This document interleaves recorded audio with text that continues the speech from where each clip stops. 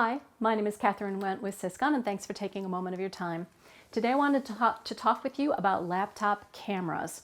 So we do quite a bit of video meetings, whether it's webinars we're giving, trainings that we're doing either with a small group or one-on-one, or showing someone something new, a new feature, a new module, something like that. So we do a lot of that.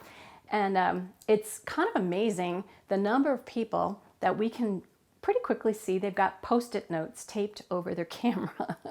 So we usually invite them to take those off for our meetings so that we can meet with them. But the other thing that's kind of interesting is many of them are on fairly new laptops. And often, if I can get them to just take their finger and just gently swipe back and forth over where the camera is, turns out there's actually a slider. So the slider on the laptops is not new. It's been there for a while, but they have made them smaller and smaller and really brought them in line with the actual equipment, so they're a little harder to notice that they're there, but all the newer models have them. So they have great cameras, great speakers, and you have a privacy slide.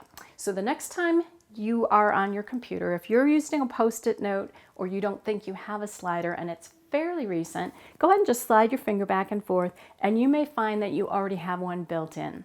If you don't, and you would like to do something other than Post-it notes for taping over your camera, we do have these cute little sliders. You can get them anywhere, and you just affix them to the laptop, and you can slide it open and shut so that you can have privacy when you are not expecting to be on camera, and you can slide it open so that you can join the meeting.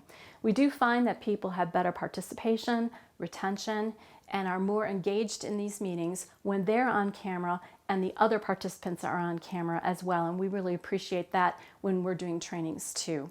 So check it out if you haven't already, or if you know someone else who maybe is struggling with Post-it notes, suggest that they take a look.